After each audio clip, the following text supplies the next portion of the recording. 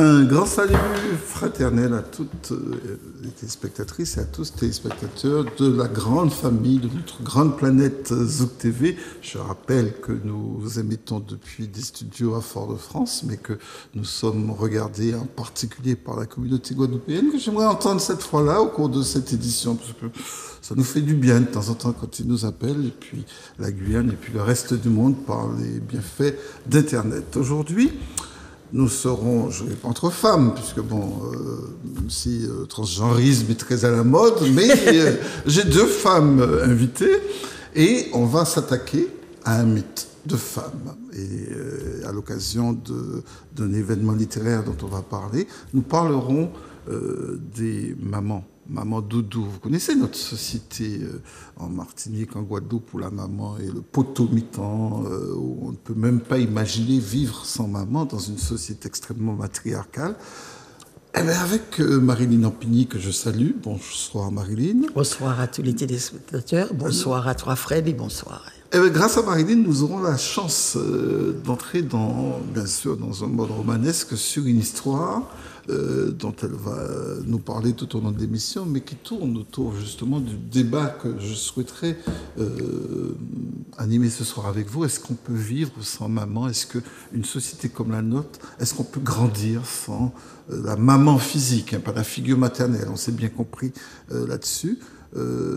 Et si ça vous dit, si vous avez grandi sans votre maman, si vous pensez qu'on peut se construire dans cette société sans forcément avoir le socle maternel, réagissez, dites-nous comment ça s'est passé pour vous. Nous avons aussi je n'avais pas féminisé le terme, de toute façon vous n'êtes pas féministe, un grand témoin. Rosette Jean-Louis, bonsoir. Bonsoir Fred. Rosette qu'on connaît bien, qui est notre pratiquement mascotte dans Psychose, présidente d'une association très active de quartier de cette terrestre. On n'entend plus parler ces jours-ci, ça va? C'est plutôt calme, non, ça va? Méfiez-vous, monsieur Galda. De l'eau qui dort. Non, je ne sais pas que je me méfie de toi. Mais non, on bosse. On bosse, c'est-à-dire qu'il y a moins de dégâts dans le quartier en ce moment. On essaye. D'accord. Mais surtout, Rosette, je vais demander, je te remercie d'avoir accepté d'être notre invité, je t'ai demandé de venir témoigner parce que tu es une de ces femmes qui s'est construite sans la présence physique de sa maman. Et même si, bien évidemment, tu n'as pas manqué d'imago parental maternel, puisqu'il faut les deux, n'est-ce pas? Merci Freud. En tout cas, c'est possible et on va en parler. Alors Marilyn, encore merci d'être venue. Un cœur au bord des yeux, c'est ton nouvel ouvrage.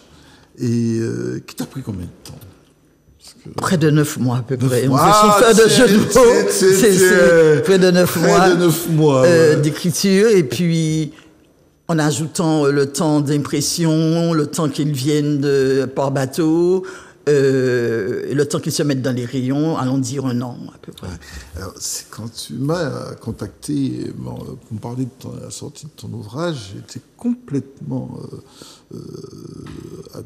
attiré par cette rencontre parce que je me dis Marilyn va nous parler d'une histoire qui est une vraie histoire, oui. Qui ressemble vraiment à la mienne.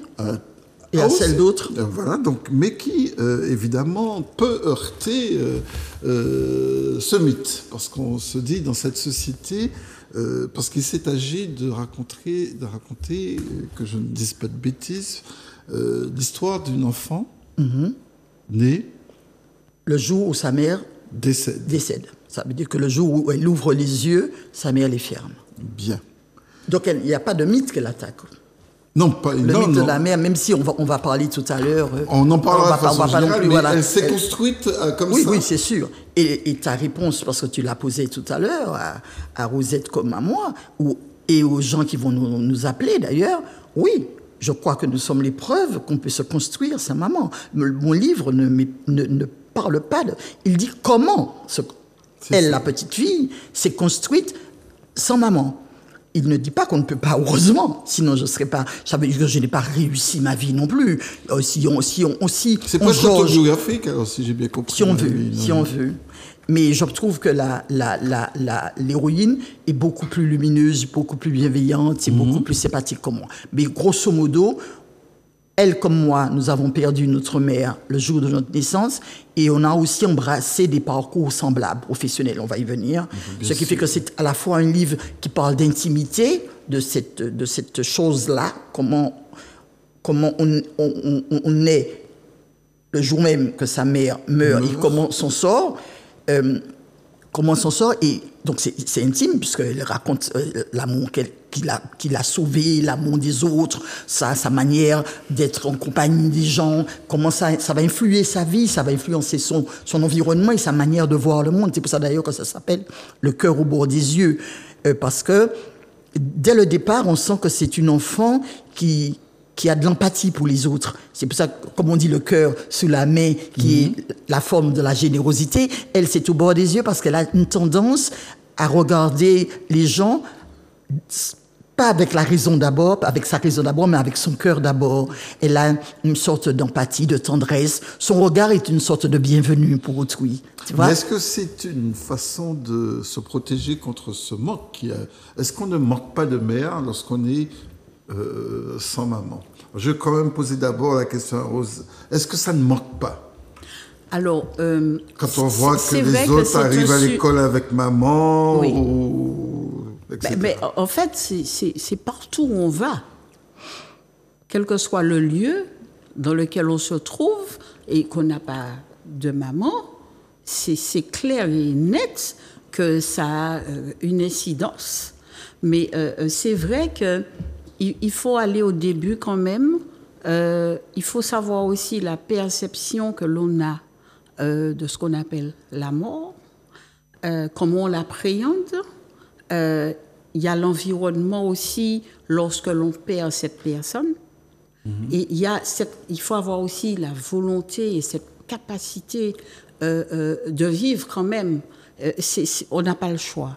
Mais il y a aussi quand même, c'est vrai tout ça, je l'entends, et je vous félicite d'être aussi résistante les filles, mais il y a la société quand même, et cette société est organisée, bon c'est pas forcément papa, maman, la bonne et moi, mais il y a maman quand même chez nous, oui. Le mythe de la maman... Je ne dis pas que c'est un mythe. Je dis que c'est un mythe de... Non, pas pour moi. Explique-moi donc. Alors, pour moi, je ne suis ni sociologue, et mon livre d'ailleurs est une simple expression d'un vécu et d'un vécu rare, parce qu'on parle très peu, on parle sans faire d'évaluation de la douleur, parce que toute douleur, et encore plus celle des enfants, me touche et me peine. Mais c'est vrai qu'on parle beaucoup des enfants des sous-X qui après cherchent leur maman. C'est ça. On parle ça beaucoup, existe, effectivement. beaucoup, ben oui. Et on parle des enfants maltraités par leur maman, parce qu'il ne faut pas faire de déni. Il y a des mamans aussi, les mamans c'est pas idéal. C'est sûr. Celle-là, c'est un cas particulier. Celle-là, elle naît et sa mère meurt. Donc, elle aura, non seulement elle n'aura pas de mère, mais elle aura aussi à traverser, à un moment, quand elle va prendre conscience, de comment est-ce que c'est elle qui a tué sa mère. Un sentiment de culpabilité. Est-elle matricide? Bon, ça, c'est encore autre chose. Mais pourquoi je dis que c'est pas un mythe pour moi? Parce que même si de plus en plus, Rosette, les hommes prennent leur place en tant que pères, prennent leur rôle, leur responsabilité, leur espace affectif, etc. auprès de leurs enfants, il n'en demeure pas moins que depuis mon époque, et toujours quand même, la généralité de l'espace du foyer est tenue par la mère. C'est pas un mythe. Le mythe du potomitan, je n'en veux pas, parce qu'on ne lui donne pas de place, par exemple. La place, elle a du mal, par exemple, en politique, dans des postes de direction, dans des postes, à la journée du 8 mars, sans doute qu'on va en parler, mais au niveau du foyer, incontestablement, qu'elle travaille ou non, la mère, c'est elle qui occupe le plus l'espace. Quand l'enfant... Comment cela peut-il se comprendre? Ben cela... toutes les deux. Comment cela peut se comprendre? C'est-à-dire qu'on est dans une vie où on fait. La maman, elle est là, elle ne va pas attendre que l'homme fasse. C'est ça. Elle ne va pas attendre que l'homme rentre pour éduquer l'enfant, pour s'occuper de ses devoirs et tout. En fait, c'est inné chez la mère. C'est possible. C'est ça, c'est ce sentiment, c'est cet amour. Oui, c'est-à-dire que c'est systématique. C'est un instinct, c'est ça? Oui, L'instinct. voilà. Oui. C'est systématique. La maman, à partir du moment où elle tient son enfant dans ses bras, elle se dit, j'ai la charge de. Et à la limite, il y a des hommes qui sont dans la maison, mais les enfants, pour eux, c'est maman qui est là, c'est maman que je connais. Quand toi, tu n'es pas encore rentré, quand tu es avec les copains le week-end, ou quand tu rentres tard, tu vas qu'à tes occupations politiques ou autres, qui est là? Qui c'est qui nous fait à manger? Qui c'est qui nous demande si on a des devoirs à faire? Qui c'est qui nous borde? À qui c'est nous à qui console. les enfants se confient? La jeune fille, là, elle aura du mal à dire à son papa certaines choses, mais la maman, la grand-mère, mais c'est ça. C'est l'instinct maternel Mais alors, qui, qui fait que... Mais on dit même que le lien entre la mère et l'enfant commence, enfin, je ne suis pas scientifique, mais j'écoute quand même, j'entends, c'est à vérifier peut-être, mais moi j'y crois. Il commence même déjà dès les 6 mois de gestation du fœtus, parce que quand même il est influencé par la voix, la manière dont la maman dort, ce qu'elle écoute, ce qu'elle mange. J'aime beaucoup la modestie de Marie. Je vous rappelle tout de même qu'elle est journaliste, une journaliste expérimentée, qui a beaucoup travaillé, notamment dans la presse écrite chez nous. Elle en connaît beaucoup, mais elle est très modeste. Oui, c'est vrai, tu as raison. Le lien semble se construire là. Mais après, l'identité, c'est quand même avec les autres. Je veux bien que le lien soit instinctif, biologique, à travers la matrice, etc. Mais une fois sorti, pour se construire sans mère, est-ce qu'il n'y a pas quelque chose qui va manquer? Alors, je peux expliquer. Vas-y. Alors, je peux dire que, justement, non pas faire de déni. Le lien peut se construire et se déconstruire par la mère. Parce qu'il y a des mères, par exemple, qui prennent du crack pendant qu'elles sont... Donc, le lien est déjà mal barré. Oui. Bon, on ne va pas faire de déni de... Mais c'est vrai que la plupart des enfants qui sont sans mère, pour des raisons XY, soit elle est morte à la naissance, soit elle les a abandonnés, soit elle est morte un peu après, enfin pour X Soit raisons. les enfants sont nés sous X. C'est très drôle que leur manière de voir la mère est toujours l'idéal. Oui. C'est la mère qui est, comme Rosette vient de dire, la mère, et qui est vrai un peu. La mère, généralement, en dehors des cas dont on vient de parler, parce qu'il ne faut pas faire de déni, mais c'est vrai que la mère est la source du réconfort, la source du plaisir, la source de l'éducation, la source, l'exemple de la féminité aussi, Oui. etc. Donc, on peut dire ça comme ça, mais comment on se construit aussi? C'est que, par exemple, ceux qui n'ont pas de mère, c'est parce que la mère, ou celles qui sont comme moi, j'ai eu la chance d'avoir des mères de substitution. Oui, voilà. Ben, vous êtes aussi, justement. Oui, je pense que c'est comme ça qu'on se grand-mère. construit. C'est ma grand-mère aussi. Ah ben dis donc, j'ai pas fait exprès de vous réunir. Je pense que c'est presque général pour les gens qui n'ont pas eu de mère. C'est la grand-mère qui se Ou même substitue, quand ou la la grande maman est sœur. là, hein. Mais la maman Ou aussi peut être parfois, là, parfois, voilà. c'est vrai.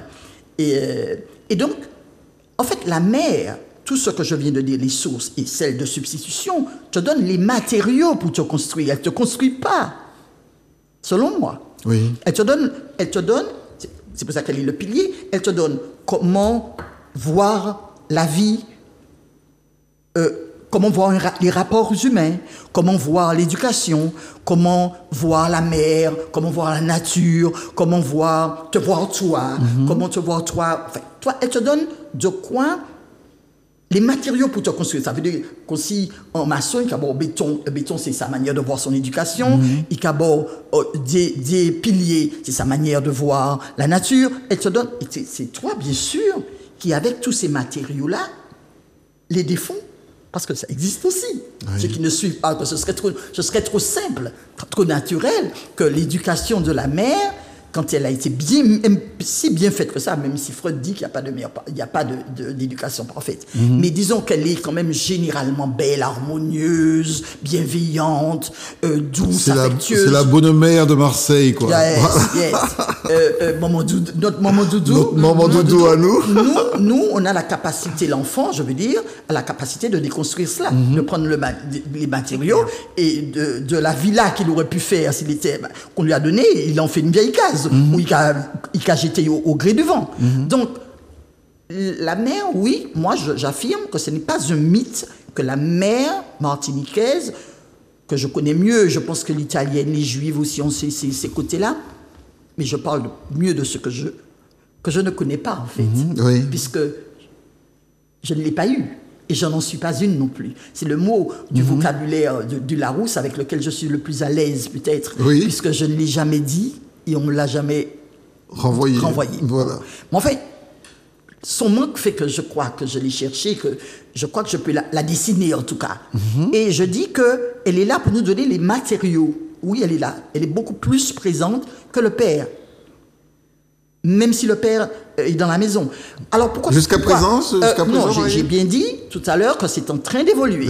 C'est en train d'évoluer. Doucement. Ah oui, doucement. Oui. Alors pourquoi, justement, je ne sais pas, il y a des gens qui remontent à très loin, hein, qui disent que dès l'esclavage, ce qui est vrai aussi, hein, dès l'esclavage, le maître ayant droit de vie et de mort sur son esclave, même si l'esclave homme avait 4, 5, 12 enfants, il avait envie de le vendre à de la machin, du nord, de la balabala, du nord, ben, il partait et c'était déjà une cassure qui s'inscrivait. Qui s'inscrivait déjà dans notre histoire, qui est récente. Un peuple qui a à peine 4 siècles d'histoire, c'est un peuple neuf. Très récent, Bon, il y a ça. Il n'y a que l'homme en général, est volatile, pour ne pas dire volage. Il a des sentiments un peu volatiles qui font qu'on ne peut pas tout le temps compter sur lui, marié ou pas. Donc, comme Rosette a dit, donc la mère se doit de compenser cette absence-là, ou cette présence pas très vaillante, pas très claire, et prendre à la fois un peu de ce rôle-là et du sien.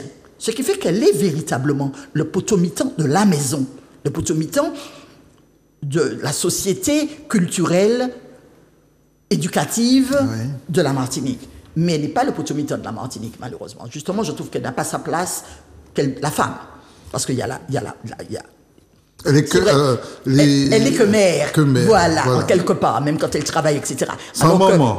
Voilà. Alors que, selon moi... C'est pour ça qu'elles sont si vénérées dans le carnaval lorsqu'on dit ceci. Maman, voilà. Oui, exact. Tout l'espace qu'elles ont dans le foyer, on leur donne tout l'espace de leur corps dans le vidé du carnaval. Dans le vidé du carnaval. Mais la femme est peut-être femme sans être mère, et même si la mère, c'est toujours une femme, mais il y a des femmes qui ne sont pas des mères, qui n'ont pas la place de potomitan du tout dans la société. Mais le potomitan du foyer, selon moi, de la maison, oui, c'est la mère. C'est la mère. Et tu sembles partager ça un petit peu. Ah si, mais pour avoir...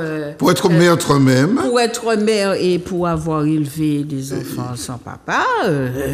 ça va dans le droit fil de ce que dit Magdalene. Oui, mais alors, j'entends bien ce que vous dites, mesdames, et j'en suis fort aise, mais j'ai dans ma tête de clinicien, parfois, l'image d'une mère, plutôt parfois, je dis bien, castratrice, qui est trop présente. Ce potomitan est parfois un gros poteau dans la famille, et ça réduit l'espace vital des enfants. Vous savez qu'il peut y avoir des mères castratrices, hein. Elles ne sont pas toutes bonnes,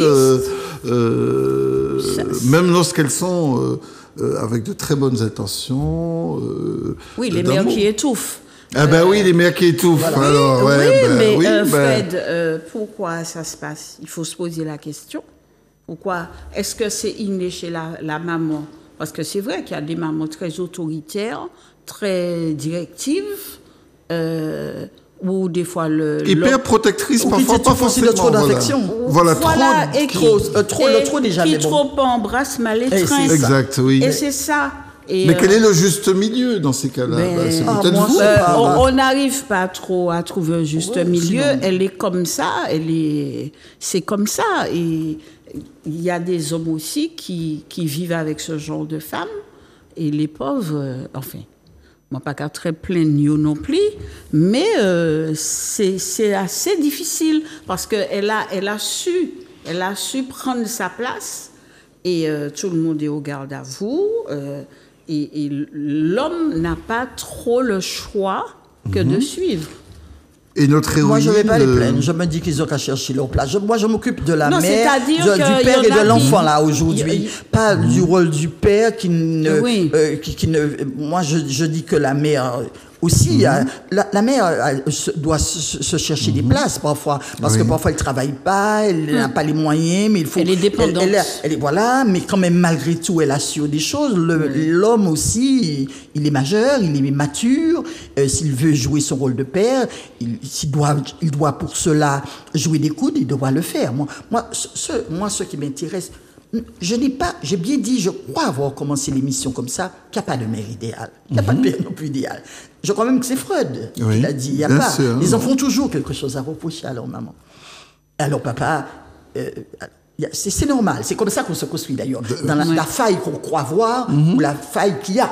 Donc, et par ailleurs, dans la société depuis hier et jusqu'à aujourd'hui, ce sera demain, il y a des mères, comme je dis, qui abandonnent leurs enfants pour des raisons.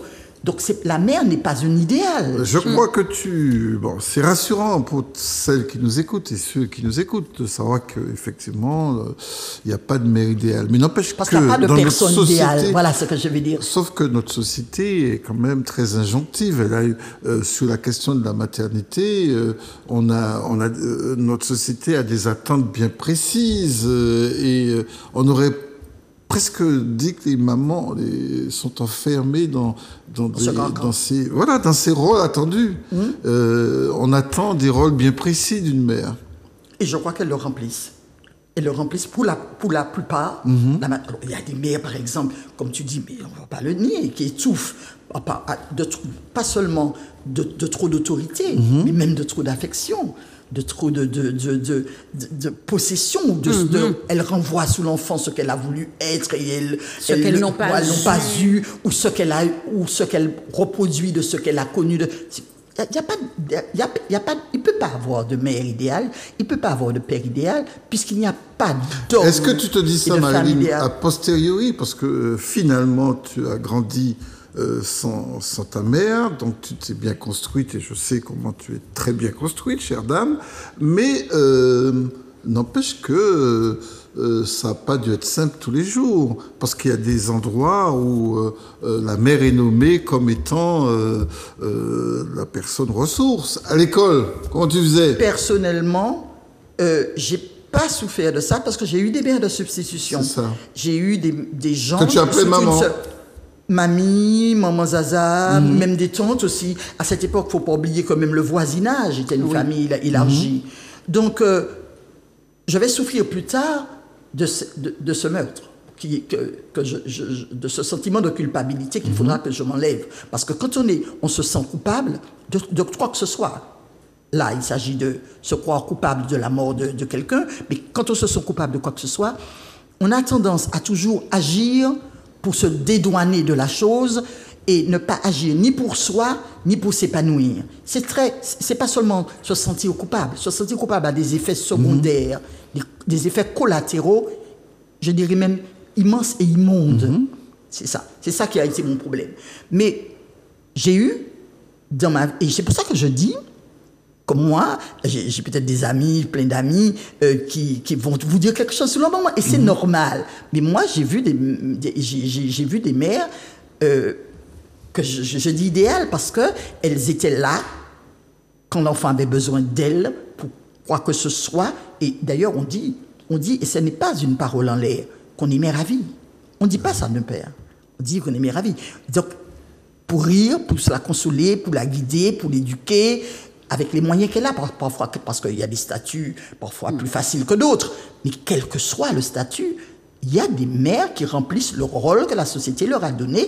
Et en même temps, on se demande même si ce n'est pas parce qu'elles l'ont rempli qu'on le leur a donné et qu'on leur a imposé, que cette société-là est devenue matriarcale. Mais ce n'est pas une contrainte, des fois, dans cette société, d'avoir autant d'exigences sur ce qu'une mère doit être? C'est-à-dire que dans cette société, on s'adapte. On pense qu'on peut vivre pratiquement. Il y avait une de mes consoeurs, Livia Lezel, que je salue, qui avait fait un excellent ouvrage sur le père oblitéré. On peut construire sa société avec un père qui est oblitéré comme timbre à l'époque. Maintenant, il n'y a plus ça.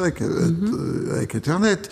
Mais on peut concevoir dans notre société que le père soit oblitéré. En revanche, j'ai le sentiment qu'on a des attentes bien précises sur les mamans et que lorsqu'elles ne sont pas présentes, il y a une faille. C'est pas une faille, c'est un manque. Et à partir du moment où on donne vie, il y a une relation qui s'établit, comme tu disais, depuis la gestation jusqu'à l'accouchement. Oui. Donc, ce qui fait qu'il y a un lien qui se crée entre l'enfant et sa maman, Oui. qui fait que l'enfant grandit au fil des mois, au fil des années. Et il y a ce lien, il y a cette filiation qui va se poursuivre jusqu'à ce que l'enfant devienne adulte et qu'il meure à son tour. Ce qui n'est pas... Et on ne tient pas compte de ce que veut la société pour être maman. On n'a pas attendu... Et bon, c'est vrai qu'à une certaine époque, c'était plus facile quand on avait... quand on était maman. Parce qu'on se contentait de ce qu'on avait. L'enfant dont on accouchait apprenait à vivre avec ce qu'il y avait dans la famille. On est maintenant dans une société qui a beaucoup évolué, qui a beaucoup plus d'exigences, et les jeunes aussi, en matière de technologie, sont déjà beaucoup plus avancés que certaines mamans. Ce qui fait que les enfants intellectuellement sont tellement plus au fait des choses que les mamans qui n'ont pas cette possibilité d'être au même niveau que l'enfant, eh ben, acceptent certaines choses qu'elles n'auraient pas acceptées par méconnaissance ou par manque de moyens. Alors, je rappelle que vous pouvez nous échanger avec nous, hein, c'est pas un monologue ni un triologue, tout ce que vous voulez. Vous pouvez nous appeler au 05 96 71 27 07, nous donner votre avis sur est-ce qu'on peut être normal sans avoir forcément eu sa mère dès la naissance? Est-ce qu'on peut vivre et être complètement équilibré sans cette présence physique? Alors, concrètement, je cherchais pendant que Rosette expliquait très justement ce qu'une mère Alors, concrètement, peut-être. je voulais te répondre quand même, parce que ça fait plusieurs fois que tu te dis, est-ce que c'est juste que la société, est-ce qu'on peut vivre dans une société où il y a tant de charges ou de devoirs, il faut appeler ça comme on veut, d'injonctions sur une mère et pas sur le père. Il faut croire que oui, toute notre société est bâtie comme ça depuis des siècles. Toutefois, je te rejoins que pour la mère comme pour l'enfant, pour l'équilibre de l'enfant, mais pour la mère aussi, pour son épanouissement, c'est une femme. Et là aussi, elle n'est pas que mère. Et pour l'enfant, et puis même pour l'équilibre, moi je pense qu'une société, allons pas dire idéale, mais une société normative, une société bien équilibrée, marche sur ses deux jambes. Et qu'il serait temps, et je crois que c'est en train de devenir, que les pères prennent leur place. Oui, mais je cherchais le nom de l'héroïne. Anaïs. Anaïs, j'ai bien pensé ça. Alors, j'ai une question très concrète. Et tu peux répondre, parce que ça a une fonction très autobiographique, cet ouvrage. Quand on naît, on a besoin de téter. Oui. Maman n'est pas là. On fait comment? Comment ça s'est fait pour Anaïs? C'est peut-être cash. Moi, non, c'est pas cash. Je vais te répondre aussi parce que ça arrive que l'on ait tété et que l'on ne puisse pas allaiter. Eh bien, il y a le biberon, il y a le lait de substitution. C'est vrai que ça va créer un problème dans la mesure parce que où dans le cas du roman, l'enfant, elle naît et la mère meurt. Hein, donc, il n'y a pas de tété. Il n'y a pas de tété, mais... S'il y a tété. Oui. Ah bah oui, parce qu'elle a peut-être trouvé... Voilà. On est à cette époque dans un hôpital qui est tenu beaucoup par des religieuses. Elles tiennent à des règles. Et notamment, Anaïs va boire le lait pendant 3 jours d'une dame qui en a beaucoup et qui attend un enfant. Et je connais cette gamine qui a fait le lycée avec moi. C'est ici que je l'ai rencontrée. Je dirais juste qu'elle s'appelle Myriam. C'est sans doute ce qu'elle m'a regardé. Quand je dis ça, quand je dis C'était le cas de toutes celles et de tous ceux qui perdaient leur maman le jour de... Il y avait des... Ça a un nom d'ailleurs. Des mamans... Enfin bref. Ça a un nom. Substitution? Non. Non, pas de substitution. Là, c'est vraiment C'est un nom de lait, des mamans de lait, je ne sais pas quoi. Ouais, Voilà, mais j'ai oublié le nom. Mais enfin, j'ai tété. J'ai tété le lait de la maman de Myriam avant même que Myriam ne le boive. Ah ouais. Et puis après, c'est le biberon. Quand tu sors de l'hôpital, c'est le biberon. D'accord. Mais en même temps, quand on sait l'importance du lait maternel et du contact avec ce sein... Ça préserve aussi de beaucoup de maladies. Exact. Ouais. Et puis il y a un rapport osmogarnique, je ne sais pas comment on pourrait appeler ça, de fusion, de plaisir extraordinaire que surtout l'enfant a quand il... La mère aussi, paraît-il, mais l'enfant a, ça se voit d'ailleurs, tu sais, tout ça, un plaisir extraordinaire. L'enfant regarde la maman quand il tète, c'est... Alors ce plaisir-là, c'est l'autre que j'ai peut-être moins eu. Je ne sais pas, je sais pas. Mais enfin, en tout cas, je suis toujours pleine de gratitude envers la mère de Myriam qui m'a allaitée pendant 3 jours. 3 jours, oui. Avant que Myriam, parce que Myriam est née... Avant que Myriam reprenne son terrain de prédilection. C'est extraordinaire. Mais alors, ça a existé, Fred. Je me rappelle que ma grand-mère nous racontait que lorsque une maman avait beaucoup de lait et qu'une autre n'en avait pas, eh bien, la voisine, l'autre personne acceptait de donner à téter. Vous pensez que ça se fait ça la soulageait un peu parce que parce que ça fait mal, la montée de lait. Vous croyez que ça se fait toujours, les mesdames? Je ne pense pas. Je pense que ça dépend parce que le retour de certaines valeurs ancestrales, le retour à la monde chimique, au rapport justement charnel, du contact, je pense que ça revient. Et puis il y a aussi d'autres façons de mettre le lait. Par exemple, vous avez des femmes qui donnent leur propre lait, qui l'emmènent en biberon et qui l'emmènent soit au travail ou qui le laissent à la nourrice. Il y a plein de... tirent le lait. Il y a aussi beaucoup de gens qui n'allaitent pas. Je retourne à Anaïs alias Marilyn et Rosette. Quand on arrive après, je vois que vous m'avez donné des réponses bien concrètes sur le lait, mais après il y a l'école. On connaît le regard des autres, titiri sans parents, par exemple. Ça se dit assez facilement. Vous n'avez pas, Anaïs, à travers vos personnages, ça n'a pas résonné le fait qu'on puisse... À mon époque, je n'ai pas connu ça. Je ne vais pas mentir. Dieu seul sait. Ça ne vous est pas reproché de n'avoir pas eu de maman? On ne s'intéressait même pas de savoir si l'enfant qui joue avec nous avait un papa. Moi, je parle sous le contrôle de Marilyn. On était dans cette vie où on venait à l'école, on s'amusait à la récréation, on retournait chez nous. Oui, mais tout le monde savait, par exemple, Marilyn, pour toi, dans ta petite commune du Sud, c'est dans le Sud. Hein, c'est ça, le Sud sec. Le Sud, voilà. Et tout le monde connaît la vie de tout le monde. Oui. Ça ne te résonnait pas dans la tête qu'on disait « Ah, regarde ce fille il n'est pas ni maman, sans titiri, sans parents. » Au contraire. Au contraire. C'était la bienveillance. Comme je te l'ai dit, toutes les portes m'étaient ouvertes. J'étais la reine de la commune. Ah, ok. Tu restes toujours la reine. Non,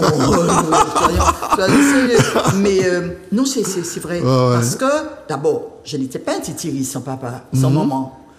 Un titiri sans parents, quoi. Sans parents, un titiri sans parents. Voilà, non, pas du tout. Jamais senti ça. Parce que d'abord, je ne l'étais pas. J'étais sans mère.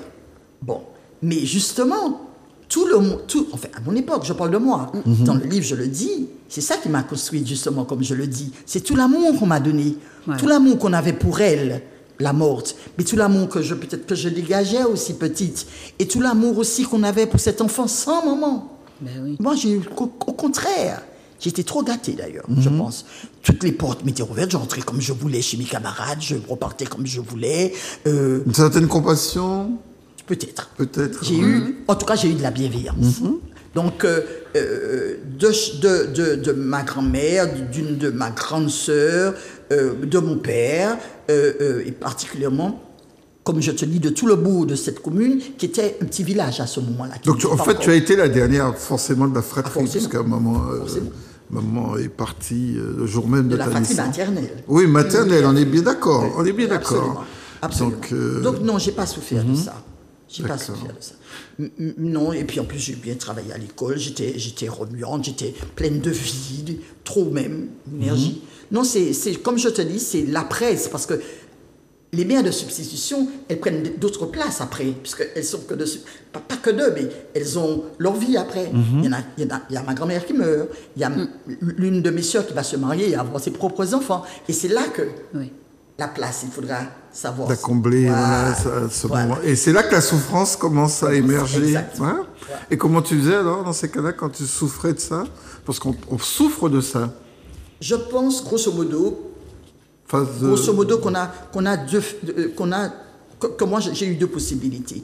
C'est de faire la conne, que la souffrance, la douleur est tellement terrible qu'elle vous dit, surtout quand vous vous sentez coupable.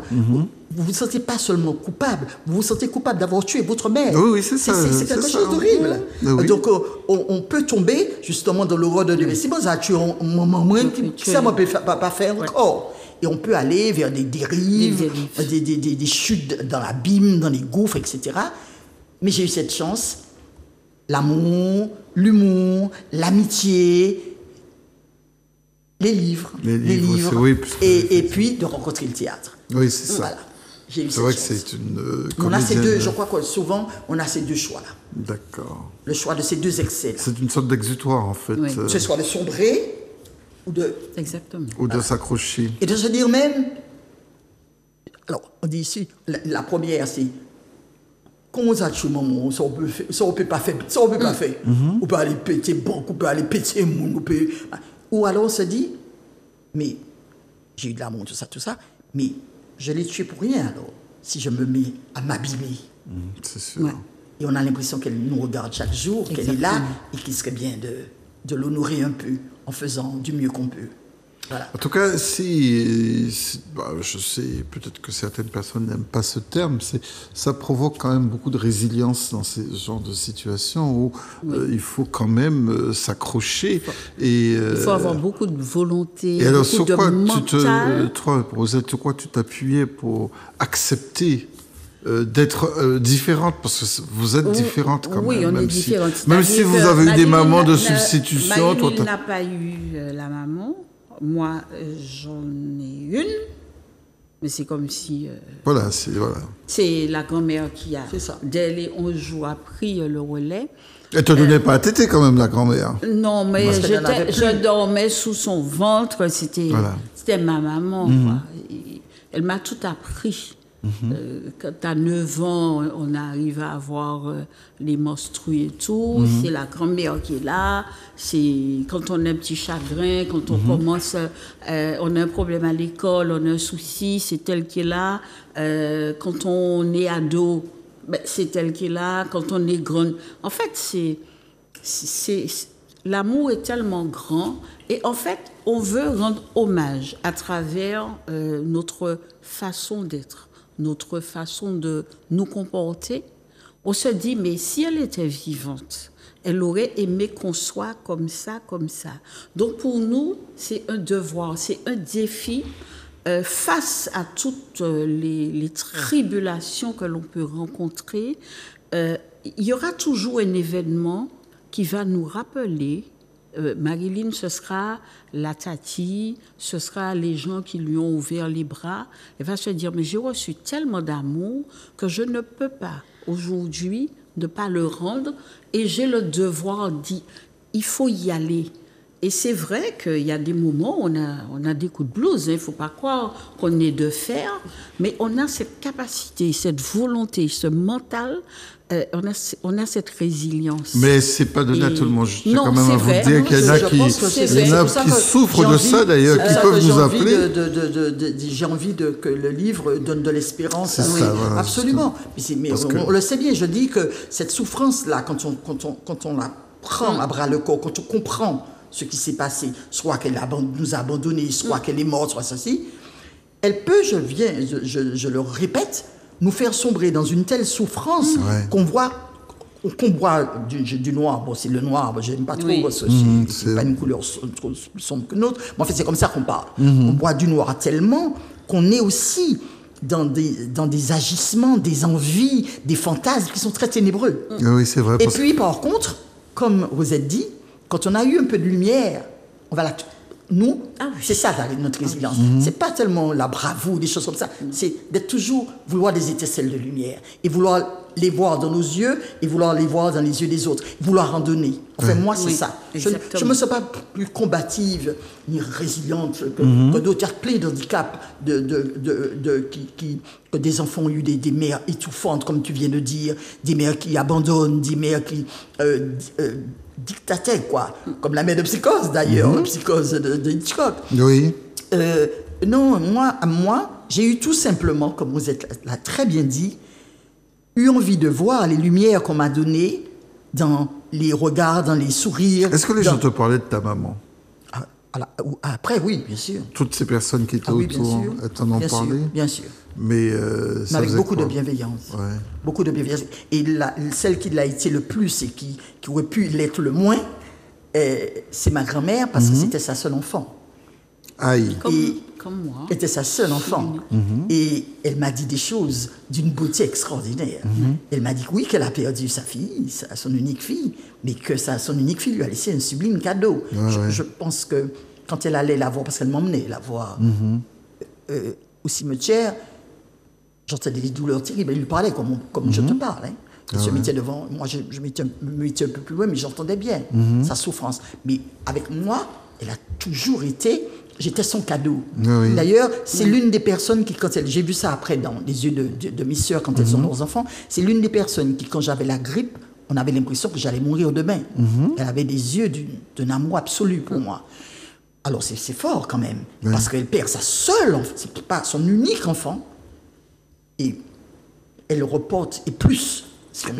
Cette idée que tu serais la cause, ça vient de toi. Personne ne t'a dit non, pas clairement. C'est vrai qu'il y a des gens dans la ville, il y avait une amie d'Irlande qui m'a rappelé ça, qui me disait, alors j'ai mis ça sous le compte du fait que comme mon père avait plusieurs enfants, ma mère en avait 2, il voulait mieux se retrouver dans ces... Il n'avait pas tellement que ça, en fait. Bon, il disait, mais oui, Pitia qui tue maman, il a. Ah oui, j'ai entendu ça. Oui, avant, on disait ça. C'est violent quand même, non? Oui. Ça l'a été après, pas sous le coup. Sous le coup, tu sais comment je m'en suis sortie? Oui. J'étais gamine. J'avais tellement d'amour. C'est quand l'amour va partir que ces choses-là vont revenir et se réveiller des choses et qu'il faudra se battre, ça c'est vrai. Mais tu sais comment j'ai pris ça? J'ai dit, j'avais quel âge? 4, 5 ans, 6 ans, quand j'ai entendu les premiers. Oui, pas ça là. Petit là. C'est Chabine là. Puis qui a JP. T'as qui tu m'as maintenant? Bon, ben. Aïe. Eh ben non, tu es trop bien. Tu sais comment je l'ai pris? Je le mets Canaïs là. Je dis à mes amis, vous savez que j'ai tué ma mère. C'est pas n'importe quoi ça, hein? Pas regardez-moi là, hein? Pas fait de toi. Je l'ai pris. Je sais pas de façon héroïque, presque. T'as une carapace que tu t'es... Ah, mais complètement, heureusement. Oui. Après, elle s'est fendillée. Ben oui. Quand justement la grand-mère disparaît, etc. Mais heureusement que je l'ai prise, parce que si je l'avais pris, boudoum, t'as qui tué mon moyen, l'assassin qui manque d'aller au 118. Un sentiment de culpabilité. Donc, mais je l'ai surpassé. Tu l'as surmonté? Ah oui. Ah ouais, oui. Je sais très bien qu'il y a la science périnatale, que jusqu'à présent d'ailleurs, il y a 200 femmes par an en France hexagonale et dans les dom-toms qui meurent en accouchant. Donc je sais, le sentiment de... Il y en a chez nous en Martinique aussi. Mais c'est celui, oui, c'est ce que je dis, 200 France, hexagone et dom-tom outre-mer. compris. D'accord, si. Oui.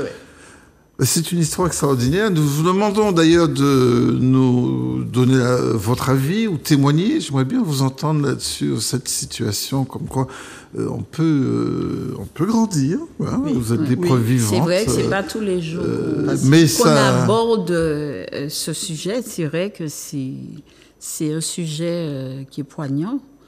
Surtout, mais est-ce que des fois ça ne vous revient pas à l'esprit parce que les jours, tous les jours. Moi, je pense que même là, je pense, grosso modo, c'est quelques peut-être mais il n'en demeure pas moins que quand j'ai besoin de conseils, je sens qu'elle tu vois, on se dit si elle était là, voilà. comme on dit là, on est mère à vie et on est enfant à vie aussi. Alors, je suis l'enfant. En même temps, quand je vous entends et que je me rends bien compte de l'importance que la mère peut avoir dans la construction identitaire, je n'en doute pas, hein, croyez-moi. Ayant perdu la mienne, je sais comment c'est douloureux. Mais en même temps, je regarde la société et je vois que les mamans sont de plus en plus jeunes et de plus en plus jeunes. Est-ce que vous ne pensez pas que finalement, cette injonction qu'on avait, qui fait que nous avons grandi relativement normalement, c'est peut-être pas accessible à ces jeunes mamans? C'est pour ça que je situe bien mon livre dans une époque. Parce que oui, bien sûr. Chaque époque donne la mère et le couple. Et bien donne, sûr. voilà. Mais regardons cette société et ces mamans de maintenant. Et d'ailleurs, ce que vous avez dit, qui est juste, par exemple, l'un des trucs de cette jeunesse-là, c'est pas réel. Bon, elles sont jeunes, mais quand l'enfant les dépasse technologiquement, prenons ce cas-là, il y en a plein d'autres, il y en a plein d'autres. L'enfant les dépasse technologiquement, ou l'enfant réclame des marques, des choses comme ça.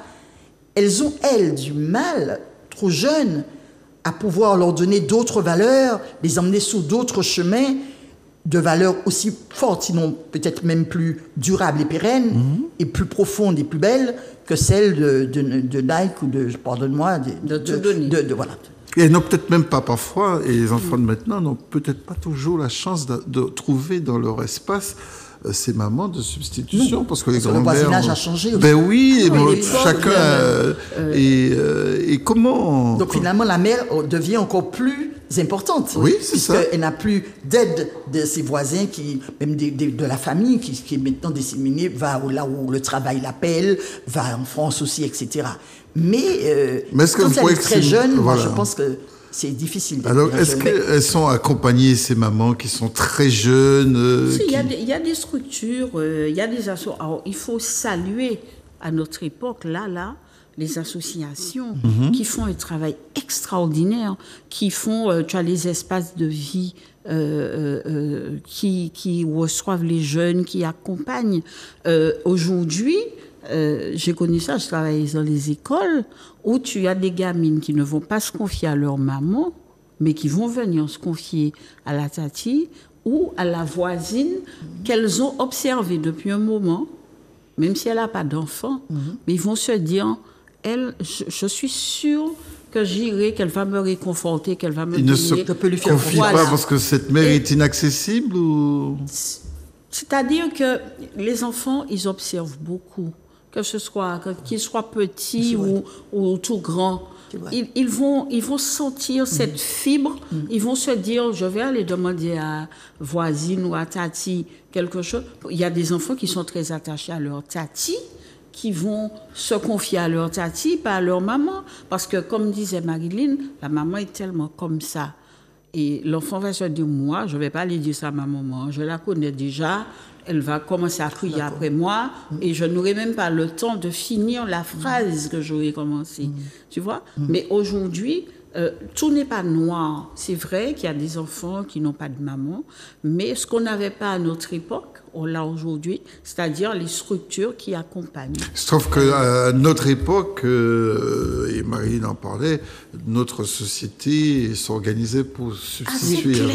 Il y avait des réseaux de solidarité. Absolument. Voilà. Hein. Quand la maman partait ou il n'y avait pas de maman, la voisine était là. Elle veillait au grain et elle reprenait. Elle faisait grandir. Quand elle reprenait l'enfant, il n'y avait pas de répression. Absolument. Parce qu'aujourd'hui, il ne faut pas aller dire à l'enfant de quelqu'un, ne fais pas ça. Ouais. C'est ça aussi. La société, comme je te dis, elle a changé.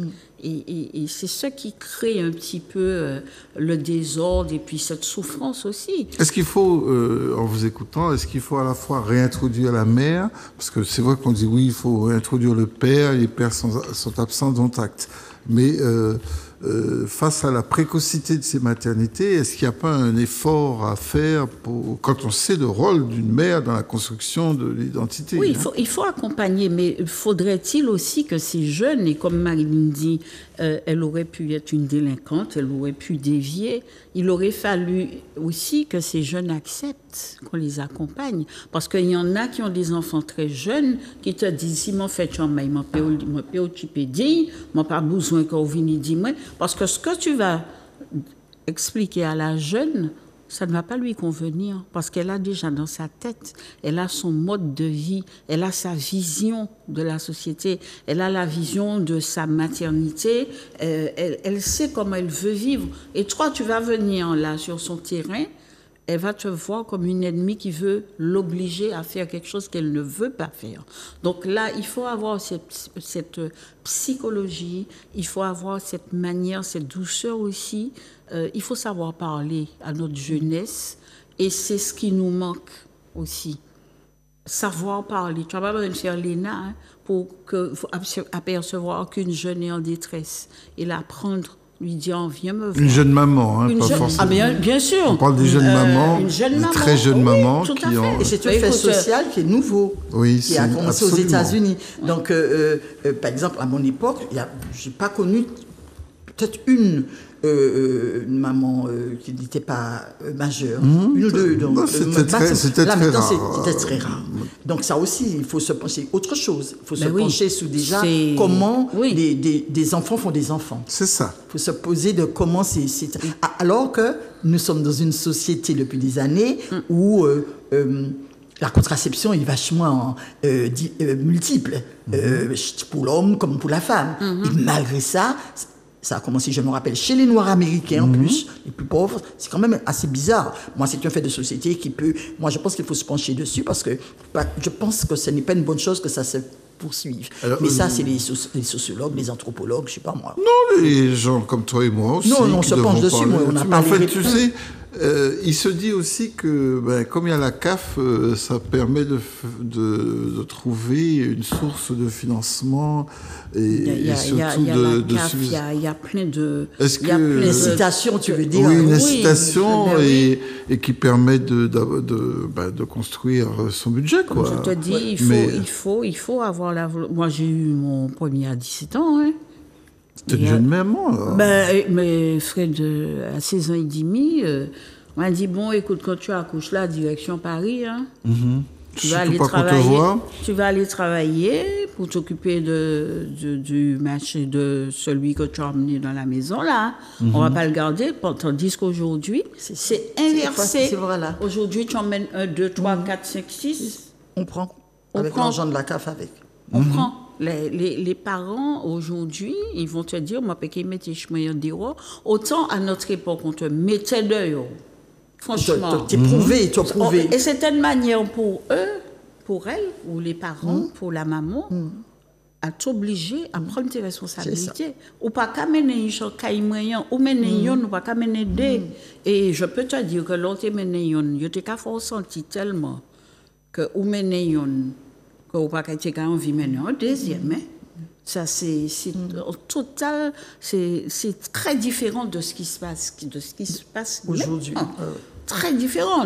On n'allait pas... On a de 13-14 ans. Hein. Mais c'est clair, on n'allait pas 13-14 ans avec les mêmes attentes sociétales. Encore plus. Parce qu'en fait, on attend toujours autant de la mère.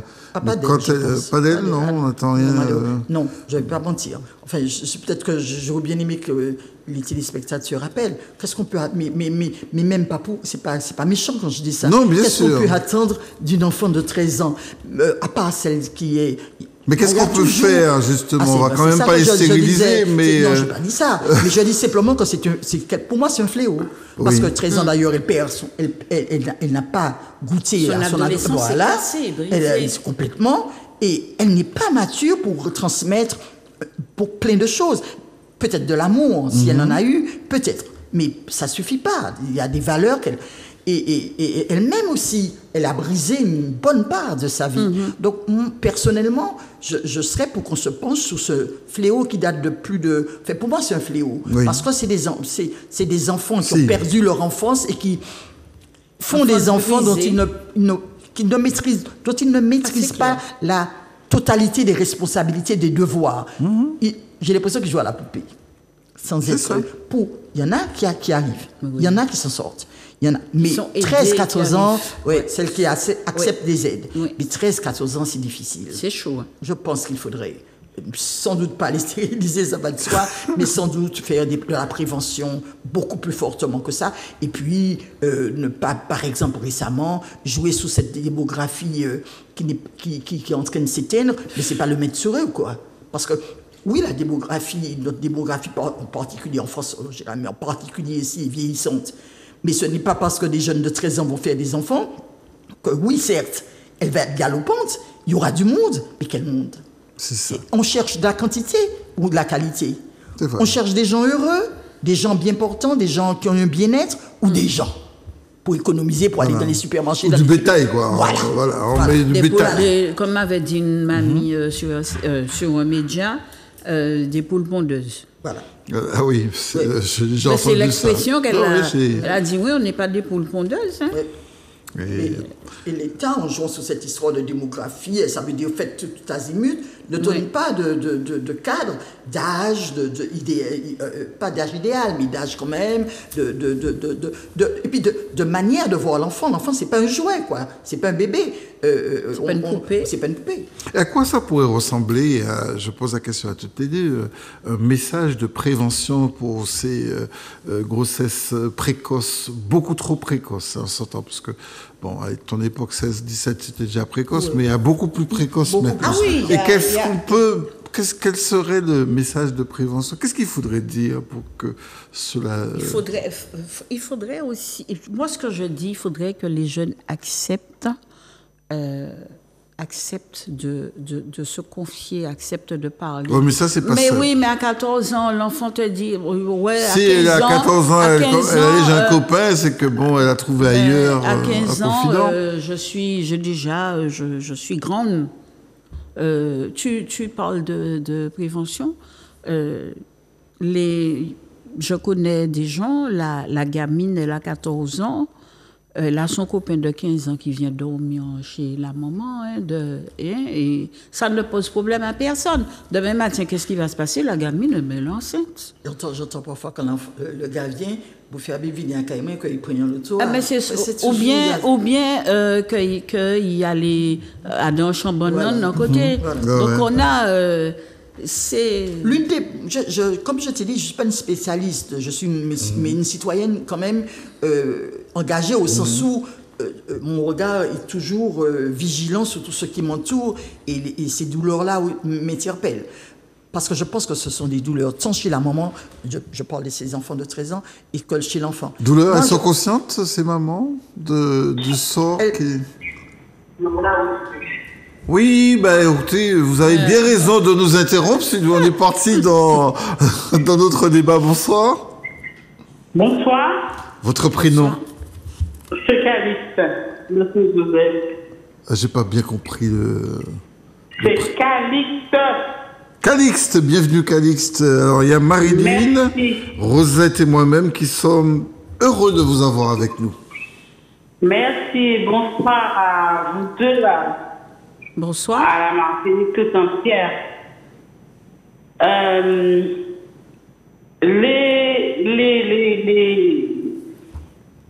Moi, j'ai perdu ma mère la semaine dernière passée, mais j'ai vécu sans maman. Oui. Mais je dis c'est l'environnement, c'est notre environnement qui nous permet d'être équilibrés ou pas. Parce que notre environnement n'était pas favorable. Donc, elle avait laissé 7 enfants et on n'a pas rencontré des gens. C'est vrai, c'est pas toujours facile quand on n'a pas sa maman. Mais ça nous permet de vivre et de faire un choix. Et quand vous dites... Un choix de vie. Calixte, quand vous dites que vous n'étiez pas dans un environnement favorable, est-ce que vous pouvez me donner un peu plus d'explications, par exemple, concernant votre cas? Mon père a eu une femme qui est venue à la maison avec 2 enfants. D'accord. De jeunes femmes. Et ces gens-là, elles n'étaient pas commodes. Et la femme n'était pas commode non plus, cette femme-là. D'accord. Donc, En ce temps-là, chacun cherchait son intérêt. Et mon père, c'était un gros travailleur. Oui. Donc en fait, vous avez vécu avec deux femmes qui étaient quand même pratiquement dans une rivalité avec vous, vous qui n'aviez pas votre mère. Je ne peux pas dire que c'est de la rivalité, mais... Mais est-ce qu'elles étaient des substituts, comme par exemple pour Anaïs? Moi, je ne considère pas ça comme une maman. D'accord, ok. D'accord. C'était une femme qui était venue faire ses affaires. Elle s'occupait de vous? S'occuper de nous? Oui. Après la mort de ma mère, j'ai eu une grande tante qui s'est occupée de nous. D'accord, mais pas ces femmes en tout cas. Et ces gens-là sont venus après. D'accord, ok. Voilà, pour leur intérêt. D'accord. C'est tout. Donc, est-ce que... Mais ça m'a permis, ça nous a permis d'être forts, hein, parce que mon père nous parlait souvent. On disait que voilà, faites comme moi. Et de ne pas regarder. Mon père est mort. Donc, j'ai gardé ce qu'il nous disait, quoi. Ce qu'il nous transmettait aussi. Et puis, il y avait des grands-mères, ma grand-mère, qui m'a transmis plein de choses. Mais ça a dû être... pour vous, ça a quand même été... Il y a toujours de l'amour. Mais il y a... Ces gens-là qui étaient venus chez nous, ils n'étaient pas venus de bonnes intentions. J'ai bien compris ça. Voilà. Mais alors, ce que j'ai surtout compris, c'est qu'il y a quand même eu, malgré toutes ces personnes qui sont venues, grand-mère, tante, etc., il y a eu un vide quand même à la mort de votre mère, ce qui n'a pas été compensé. C'est bien ce que je dois comprendre? Ah non, mais vous êtes amputé. Moi, je suis amputée. Et souvent, je dis, quand tu perds ta mère, tu es amputé. D'accord. Voilà. C'est quelque chose qui a été très difficile. En fait, chacun son histoire, chacun sa vie. Bien sûr. Quand ma mère est partie en étant ses enfants, c'était pas facile. Et on en parle jusqu'à maintenant. J'avais 5 ans, je me souviens de ce jour-là, je me souviens du corbillard. Mon père me dit, comment tu te souviens de tout ça? Je dis, mais oui. Je me souviens de tout ça il y a plus de 300 ans. Vous voyez? Oui, je comprends. Donc, c'est pas évident, mais ça nous permet d'être forts. Parce que moi, je suis une personne forte et libre. Sur quoi vous vous êtes accroché, justement, Calixte, pour être cette femme forte que vous êtes maintenant?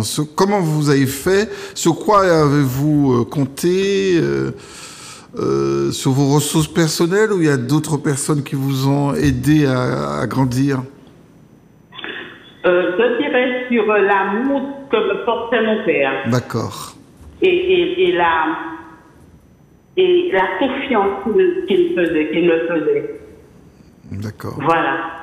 Et c'est ça qui m'a construit parce que tout de suite par ce qu'il me diffusait, quoi. Il nous disait, il nous parlait. Et il ne nous disait pas qu'il nous aimait, mais il nous montrait qu'il nous aimait. Il ne nous maltraitait pas. Vous pouvez réagir. Il ne disait pas du tout. Il parlait, il parlait beaucoup. Et c'est ça le plus important. Le plus important, c'est le peu d'amour qu'on peut grappiller un petit peu partout pour nous construire, et ne pas regarder celui qui a fait du tort, quoi. Lui qui était venu pour se satisfaire elle-même. Vous leur en voulez à vous leur en voulez, Calixte, à ces femmes qui sont venues occuper l'espace? Je leur en veux pas. Elles sont peut-être pas vivantes. Mais je pardonne pas. C'est terrible, hein? Ben non, mais je comprends, oui. Vous ne leur en voulez pas? Je leur en veux pas, parce que c'était une période, c'était ça, c'était ma vie. Je leur en veux pas. De voler comme ma mère avait laissé. Oui. C'est affreux de faire ça aux enfants. Et je ne peux pas pardonner, mais je ne leur en veux pas. Mais est-ce que ça veut dire que si vous n'arrivez pas à leur pardonner, c'est qu'il y a encore ces blessures qui créent du trauma chez vous? Il y a encore ces blessures de ces femmes qui sont venues de façon... un peu stratégique dans votre vie? Est-ce que c'est ça j'ai l'impression que c'est plus ça la blessure que la perte même de votre maman. C'est dans ma façon de percevoir la vie. Oui. Je me dis que ces gens-là manquaient d'empathie. Oui. Et que c'était des gens pauvres. Et plus pauvres que moi qui avais perdu ma mère. D'accord. Mais je ne leur en veux pas. Mais dans mon fort intérieur, je ne peux pas pardonner à ces gens-là. D'accord, je comprends parce bien. Parce qu'on était 7. Et mon pauvre père travaillait pour subvenir aux besoins de ces gens-là. D'accord. Donc, pardonnez, je ne peux pas. Et mon pauvre père, il est mort. Voilà. Récemment après ma maman. Donc, je ne leur en veux pas parce que ça m'empêcherait de vivre. Je ne peux pas pardonner. Enfin, pardonner, je dis, dans le sens que je ne leur en veux pas, je n'ai pas de haine, je n'ai quoi que ce soit. Mais le pardon, je ne sais pas ce que c'est. Et je me dis, Dieu seul a le don du pardon. Et si Dieu me comprend, je me pardonnera. Parce que je ne peux pas pardonner à ces gens-là qui ont pillé, qui nous ont pillés.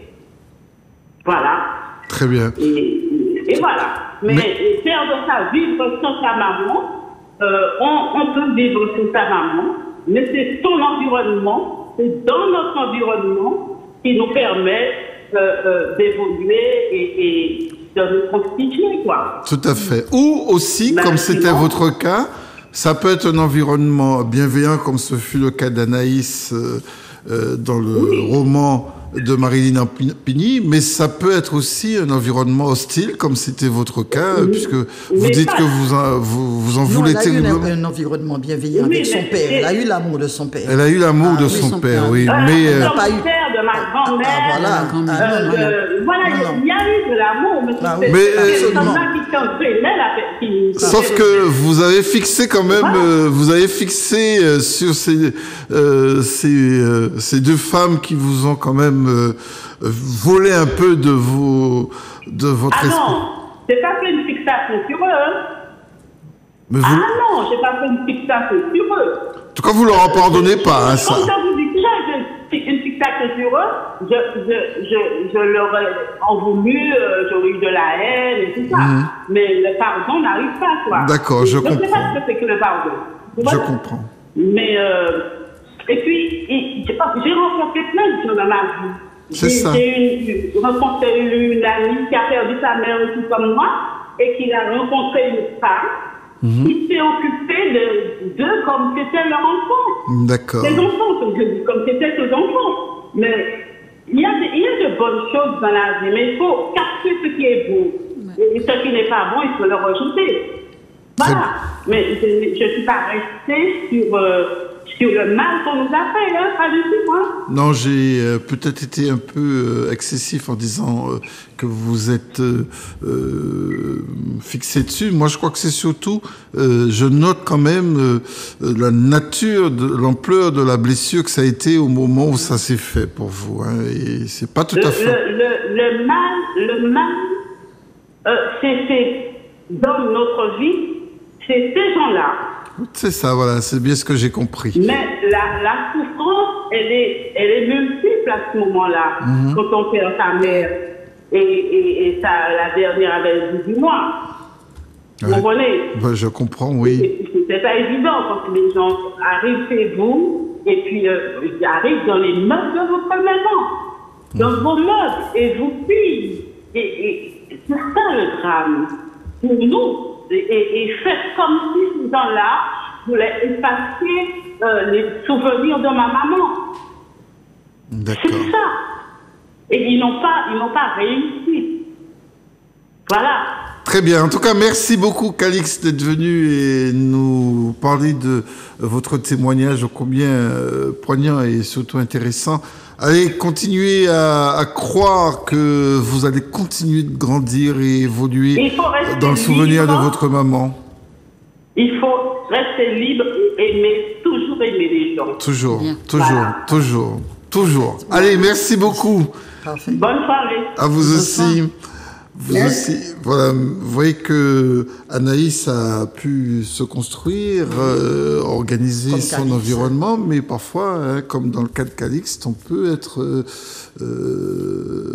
happé par un environnement dont on... Ah, si j'ai bien compris l'environnement de Calixte, elle aussi, elle a eu un bon environnement. Elle a eu, avec son elle a eu père et avec sa son grand-mère, père, oui. mais elle a eu quand l'amour. même ces deux Ben, j'ai ma femmes. belle-mère aussi, donc je sais de quoi elle parle. Ah, d'accord. Et je sais de quoi je parle. Et vous vous entendez je ne bien pensais avec pas, elle? Pas du tout.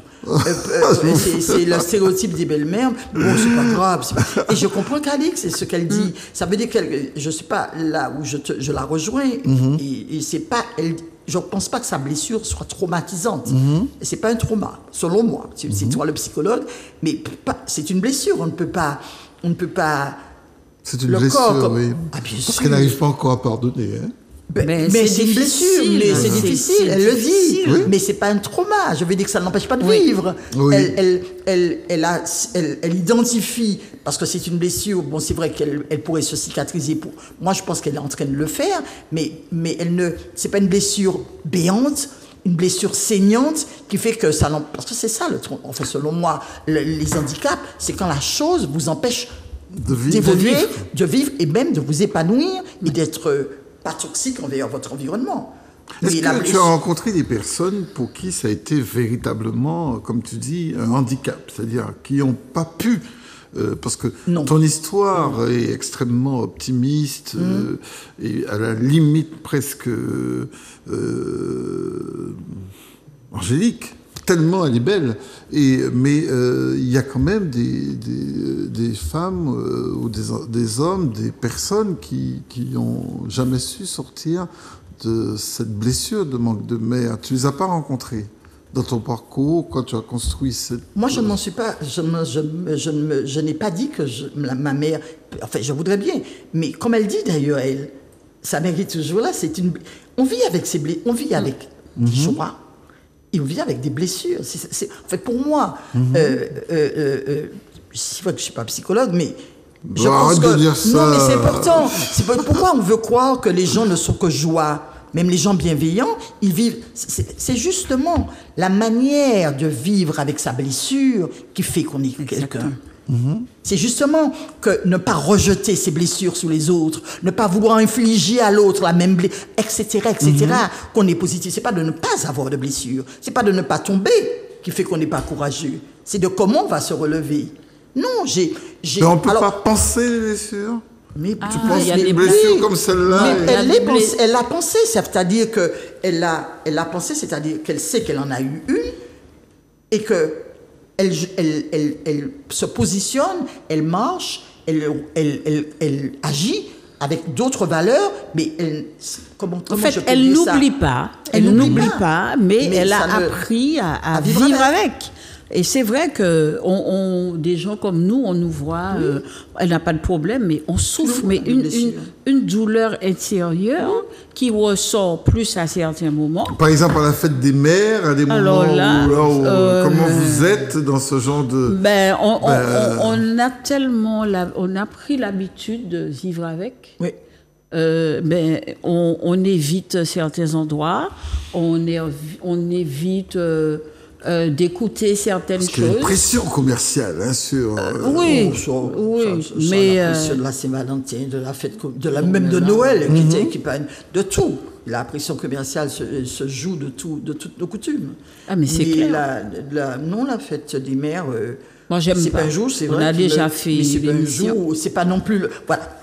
La C'est fête un des mères jour n'est pas un qui- jour qui est le meilleur jour pour moi. Voilà. Mais il n'en demeure pas moins que je souhaite à toutes mes copines qui sont mamans, à ma soeur parce que j'en avais deux, à toutes mes proches qui sont mamans, d'être des mamans encore plus heureuses ce jour-là. Oui. Ah, c'est là où je dis que pour moi, l'individu ne se construit pas sans blessure, sinon j'ai du mal d'ailleurs à avoir une vie lisse, le long fleuve tranquille. L'individu se construit sur des épreuves, des handicaps qu'il arrive à transformer cette jambe, comme elle dit. l'handicap, la jambe qu'elle n'a pas. Cette amputation dont cette elle amputation parle. dont elle a Voilà, parlé. tout à fait. Eh bien, justement, c'est à nous de trouver cette jambe de remplacement C'est clair. qui fait qu'on marche comme tout le monde qui a vraiment deux jambes. Ouais. C'est cette épreuve-là C'est qu'on pas a. pareil quand même, Marilyn, hein, d'avoir Eh bien, parfois, on peut courir plus vite que ceux c'est qui une ont. prothèse Eh bien, parfois, on peut courir plus vite que ceux qui n'en ont pas. qui n'en ont pas. Voilà. C'est ça notre force. Avec la volonté, Exact. on déplace des montagnes. Hein. C'est ça. Vous êtes particulièrement virulente et vous avez une sorte de résilience, mais vous la puisez d'où, ça Tu sais, il y a des souffrances. C'est-à-dire que la vie te met devant certaines souffrances où tu crèves, où tu te bats. Exact. Oui, mais c'est- tu peux t'effondrer aussi de temps en temps. mais tu Ça t'arrive t'effondres. pas de- C'est ce qu'elle dit. Oh, mais c'est ce que je crever, dis. c'est ça. Écoute, Crever, c'est pas quand- crever dans la Oui. mort et aller crever, c'est crever. C'est rentrer dans le gouffre dont je parlais. Tu C'est- crois que c'est- lorsqu'on rentre chez nous à certains moments, quand on a fini de vaquer nos occupations et qu'on rentre chez nous, il n'y a pas un vide, on ne se met pas à pleurer? Et puis après avoir pleuré, on se dit, mais non, mais attends, qu'est-ce qui t'arrive? Ouais, saisis-toi. Et la vie, elle est belle. Et puis donne de l'amour, continue à donner. Et c'est ça notre force. Est-ce je qu'Anaïs a crois- des moments de tristesse comme ça? Ben, j'espère bien, parce que la tristesse ne me gêne pas, la mélancolie ne me gêne pas. Ça fait partie, C'est hein. c'est des émotions. De pleurer ne me gêne pas. Oui. Par contre, voir pleurer quelqu'un, oui, Ah, c'est ça, dur. ça me bouleverse. Oui. Ah oui? Ah oui, bouleverse. Je suis Tu n'aurais pas toujours. fait mon Je métier, pleure, alors. on pleure. Pardon? Tu n'aurais pas fait mon métier. Ah non, non, Parce que c'est pas pour si rien un que endroit où on pleure, c'est Eh ben, bien chez non, le psychologue. Non, mais je le fais jamais. Ouais. Mais c'est pas pour rien que j'ai fait justement ce que j'ai fait. Le théâtre, notamment, c'était Ouais, pour oui. emmener de la joie ou d'autres choses. Ou même, mais cela dit, je veux bien, moi, c'est peut-être gênant à dire, mais pleurer pleurer me construit aussi. Mais c'est clair. J'ai de moins en moins peur d'être blessé, justement. Ah oui. Ah oui. Tu es blindé? Non, c'est pas ça, on n'est pas blindé, mais je saurais répondre, je crois, d'une manière ou d'une autre, Oui. même si je n'aime pas.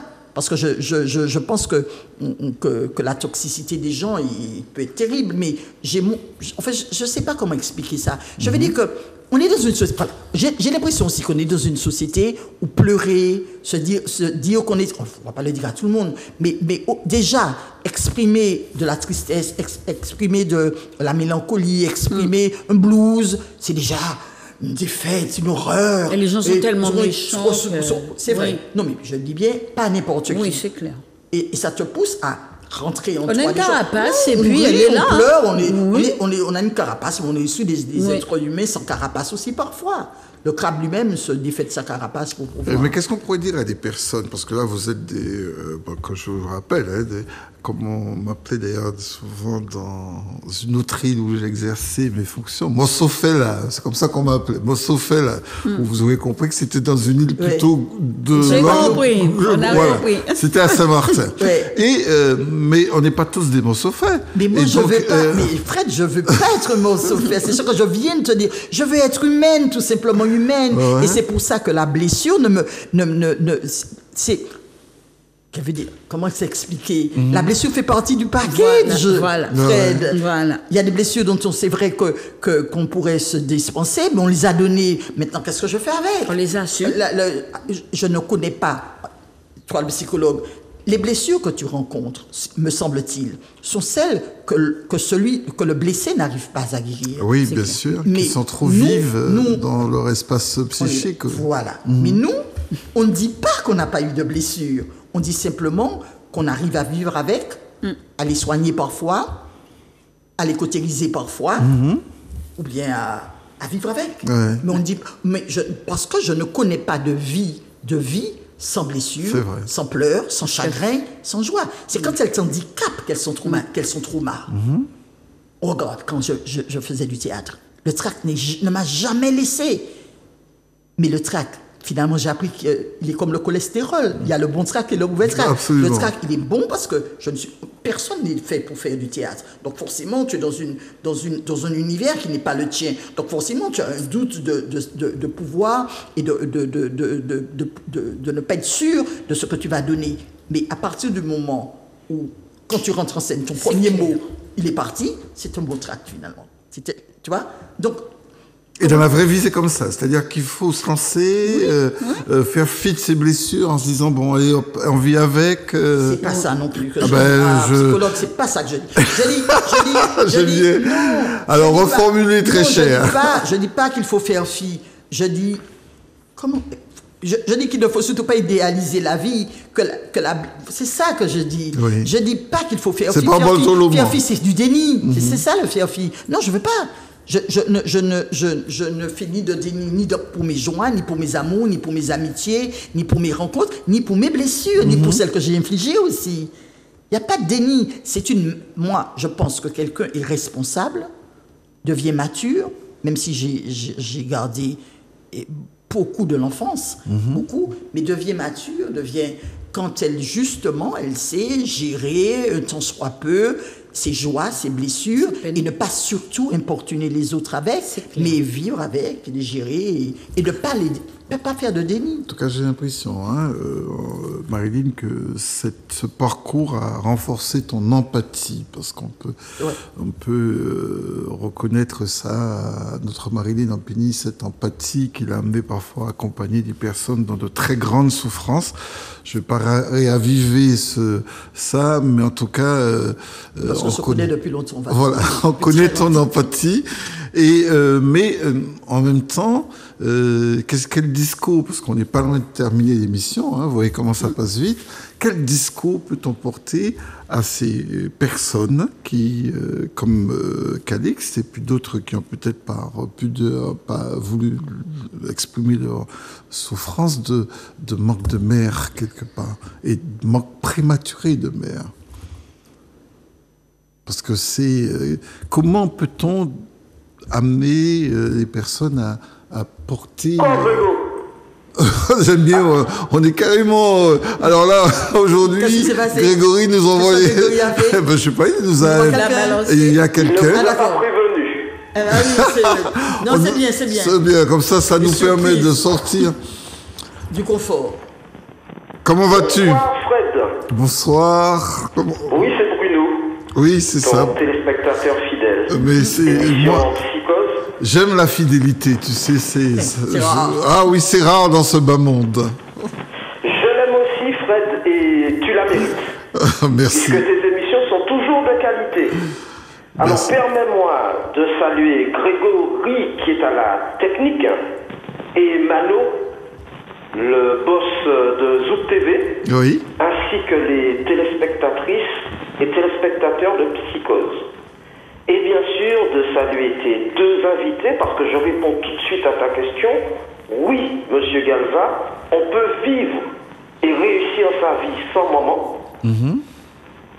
La preuve, tes deux invités nous le prouvent ce soir. Oui, on peut vivre, réussir sa vie et être deux belles femmes comme le sont tes invités. Oh, merci. Bonsoir, Madame Ampigny. Bonsoir, monsieur. Ça va, Marilyn? Ça va. Oui, très content de te voir. Ça fait plaisir, je t'ai longtemps lu, grâce à la presse écrite, également l'écriture de tes livres, dont celui sur notre regretté Edith Lefel. Oui. Ouais. Je t'ai vu au théâtre et je te vois et t'entends avec grand plaisir pour les contes, où tu excelles. Bonsoir, Madame Rosette Jean-Louis. Bonsoir. Bruno. Vous allez bien? Bonsoir Bruno, ça va, merci. Oui, alors merci à toutes les deux, vous m'avez ému aux larmes. Comme je l'ai dit, Fred, vous avez réussi vos vies, chacune dans son domaine. Donc merci également pour vos présences, vos témoignages ce soir. Je suis un peu le porte-parole de celles et ceux qui vous regardent, qui n'osent peut-être pas appeler. Il faut savoir, d'après vos témoignages, et ce que j'en sais, moi, que la situation est vécue différemment selon qui âge. On en a beaucoup parlé, la présence ou non d'une maman de substitution, qui peut être la grande sœur, la tati, la grand-mère, la marraine, la voisine, l'amie de la maman, etc. Et puis c'est vrai, ici c'est vraiment spécifique, ça va être l'objet de ma question pour vous trois. C'est vraiment spécifique parce qu'on dit souvent, comme Martinique, le papa est absent. Donc dans d'autres pays, c'est peut-être vécu différemment parce que le papa est peut-être, je le dis là encore, on n'a pas de certitude, hein, restons modestes, est peut-être plus présent, alors qu'ici c'est cette réputation qu'on a aux Antilles, donc en Martinique. Donc j'ajoute également le rôle du papa est très important. Alors, je rassure tous ceux qui sont dans ce cas, on peut avoir une maman et être un enfant maltraité. Hein, pour différentes raisons. On a évoqué ça. Vous êtes dédié pour votre scolarité, il était tourné pour la coquetterie et la féminité de madame, hein, la maman, hein, oui. qui va payer ses coiffures, ses ongles, etc., avec l'argent qui était destiné aux enfants. On peut être aussi, dans certains cas, carrément détesté. Imaginez que vous ressemblez au papa, qu'elle n'aime plus du tout, qu'elle haït, ou bien voilà, que vous lui ressemblez, ou que vous lui rappelez ce papa, elle peut vous détester toute votre vie. Bon, bref, il y a beaucoup de cas, ce célèbre proverbe qui dit que vaut mieux être seul que mal accompagné. Voilà, et puis j'ajoute enfin que pour une femme, on peut être une bonne fille avec ses parents, on peut être une bonne épouse avec son mari, son conjoint, mais rien ne garantit qu'on sera une bonne maman pour ses enfants. Voilà, alors moi ma question je vais vous poser à tous les trois en demandant à Fred de nous rappeler les références du livre de Marilyn. Bien sûr que ça sera fait. Oui, Marilyn, je te pose la question, quand est-ce qu'aura lieu la prochaine séance de dédicace? Alors, ma question que je vous pose à vous trois, en quoi la maman martiniquaise est différente des autres mamans du monde? Je vais laisser répondre Bruno, je ne vais pas répondre. Tu peux aussi participer parce que... non, mais moi je présenterai l'ouvrage. Ah oui, alors il y a la présentation de l'ouvrage, mais toi on a envie de te demander, Fred, est-ce que l'histoire de l'esclavage, ces relations dures qu'il y avait entre parents déjà, et puis entre enfants, parents-enfants, etc., est-ce que ça a des répercussions jusqu'à maintenant, en 2024? Mais en tout cas, surtout est-ce que la maman martiniquaise est différente? En quoi elle est différente des autres mamans du monde? Alors merci à tous les trois. Merci mesdames, Ampigny et Jean-Louis. Merci infiniment Rosette et Marilyn. Oui. Et merci à toi Fred. Merci. Pour l'émission et la qualité de tes thèmes et de tes invités. Tu es adorable. Merci Bruno et à la prochaine. Okay. Bonne soirée. Bonne soirée à toi. À bientôt. Alors Bruno qui est un fidèle des fidèles, hein, qui nous appelle systématiquement, pose la question qui est presque une question piège, je crois, la mère martiniquaise. Surtout parce qu'il faut connaître les autres mères. Oui. Moi, je suis toujours à dire que ce que je ne connais pas. Les autres mères. Mais je sais d'une chose, justement, que j'ai un peu dit peut-être, et vous êtes aussi, c'est que les mères sont ce que la société, elles sont pas l'image de la société, mais elles sont liées aussi au monde social qui les entoure. Donc c'est évident que la mère marocaine a des choses, la mère africaine, sénégalaise, ghanéenne, etc. C'est normal, mais moi je ne les connais pas. Mais je sais grosso modo qu'elles ont en commun, je vais dire une connerie, qu'elles sont des femmes. Oui. Ah oui? Non, mais ça c'est exprès pour rigoler, pour détendre. Et puis que grosso modo, elles sont quand même, ce qu'on a déjà dit depuis tout à l'heure, elles ont quand même ce lien. Oui. Sans tomber dans le déni, encore une fois, des mères méchantes avec leurs propres enfants, des mères qui participent à des incestes, avec des mères qui sont dans l'infanticide, on a entendu. Bon, ça, mais en général, les mères du monde ont ça en commun, c'est qu'elles ont ce lien depuis les 9 mois, qui continue comme un devoir à la fois et un plaisir, comme à la fois une obligation et une volonté et un grand fantasme qu'elles ont, une construction qu'elles ont à mener, elles ont ça en commun. Mais c'est sûr qu'elles ont des singularités dues à leur histoire, l'histoire de leur civilisation, l'histoire de leur société et au fil des siècles. C'est évident. Alors, je vais juste ajouter quelque chose. Pour avoir vu quand même dans certains endroits les mamans, pas du monde hein, quand même, la maman antillaise, elle a tendance quand même à préserver son enfant, à le couver. Et on n'a qu'à voir, hein, les enfants restent très longtemps chez les parents.